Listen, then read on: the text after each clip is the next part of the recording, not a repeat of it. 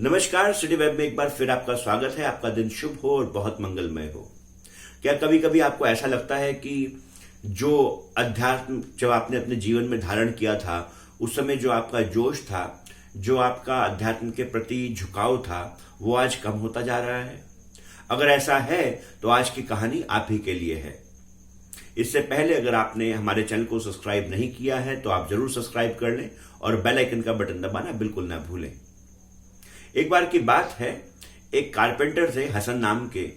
हसन एक कारपेंटर थे, बढ़ई थे पेशे से, और बड़ी मेहनत और लगन से अपना कार्य किया करते थे। अपने लगन से कार्य करने के कारण और अनुभव के कारण से हसन को बहुत से लोग जानते थे और बहुत से लोग मानते थे। दूर दूर से लोग हसन से कार्य कराना चाहते थे।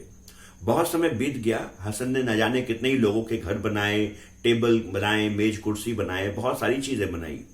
और हर व्यक्ति याद किया करता था, अगर किसी के पास उस जमाने में हसन का बनाया हुआ अगर टेबल है, कुर्सी है, सोफा है, घर है, तो लोग बड़े गर्व से ये बात बोला करते थे।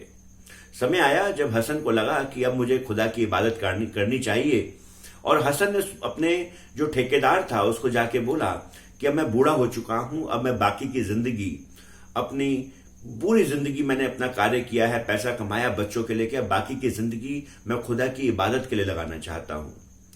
ठेकेदार ने बोला कि आपने सचमुच पूरी जिंदगी बड़ी मेहनत करी, लोग आपको बहुत पसंद करते हैं, जिसके कारण से आपके नाम से ही आज हमारे पास बहुत काम आता है। मैं आपको रोकना नहीं चाहता क्योंकि आपके जिंदगी का बहुत जरूरी निर्णय है कि जब आप खुदा की इबादत करना चाहते हैं। मैं आपसे सिर्फ इतना चाहता हूं कि आखिरी बार एक आखिरी प्रोजेक्ट, एक आखिरी काम आप मेरे लिए करके जाएं। हसन मना ना कर सके। हसन ने बोला कि ठीक है, मैं करता हूं, बताइए क्या करना है। अब इस व्यक्ति ने बोला कि मैं चाहता हूं कि आप मेरे लिए एक घर बनाएं, एक ऐसा घर जो आप अच्छे से अच्छा घर बना सके, जब भी जैसे भी बना सके, आप अपनी इच्छा से उसका नक्शा बनाइए और लकड़ी का एक बहुत सुंदर घर आप एक बनाइए। अब हसन ने सोचा कि ठीक है, जाने की जल्दी थी, मन में जाने का विचार था। हसन ने सोचा कि किसी तरीके से इसको तो बनाना ही पड़ेगा। पहले हसन हमेशा बड़ी उम्दा किस्म की लकड़ी ढूंढा करते थे, अच्छे अच्छे नक्शे बनाया करते थे, बहुत मेहनत करते थे एक एक चीज को बनाने में।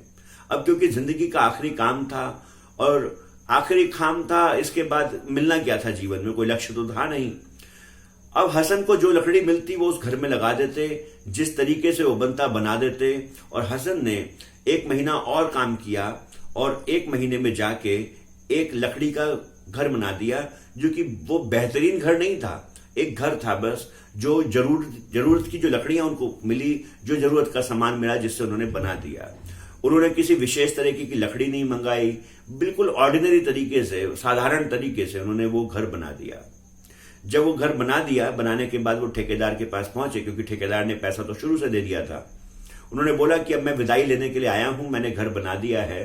तो ठेकेदार बोले कि जो आपने इतनी मेहनत करके घर बनाया है, वास्तव में ये घर आप ही के लिए है, मैं ये घर आपको भेंट करता हूं, क्योंकि आपने पूरी जिंदगी हमें कमा के दिया, हमारे लिए काम किया, और अब ये घर आपके परिवार के लिए, ये मेरी तरफ से आपको भेंट है कि ये घर मैं चाहता था, ये आखिरी घर है, और ये घर आप अपने लिए बनाएं, आप किराए के घर में ना रहें, और जीवन भर आने वाले आपकी पीढ़ियां याद करें कि ये हसन का बनाया हुआ घर आपका भी है, यानी कि आपके जो जनरेशन हैं, आपकी जो पीढ़ियां हैं, वो याद करें कि आपने ये घर अपने हाथों से बनाया था।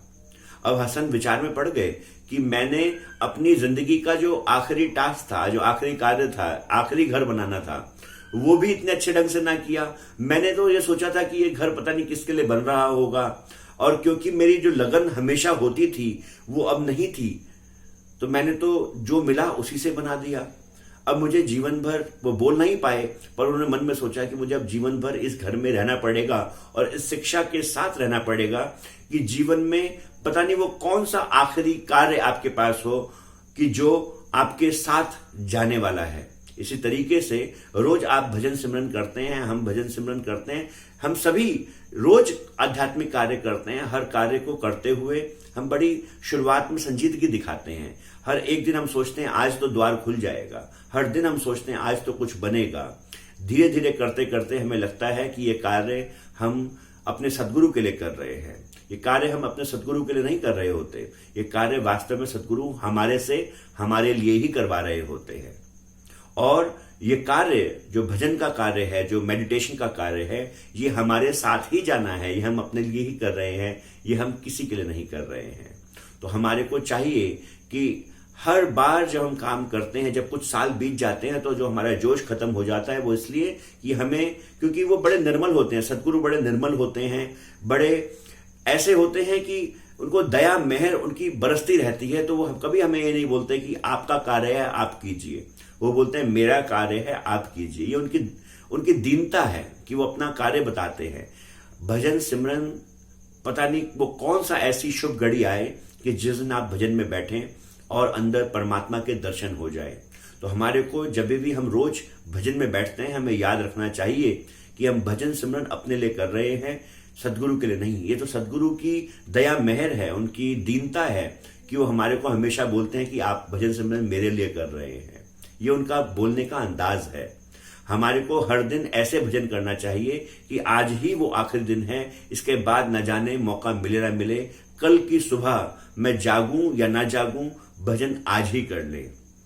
अगर इस कहानी से आपको कुछ प्रेरणा मिली हो तो कमेंट बॉक्स में जरूर बताइएगा, और कुछ ऐसे लोगों को ये कहानी जरूर शेयर कीजिएगा जिनका आपको लगता है धीरे धीरे मोटिवेशन, जो जोश था भजन करने का, वो कम होता जा रहा है। खूब भजन कीजिए, खूब आगे बढ़िए। आज के लिए नमस्कार।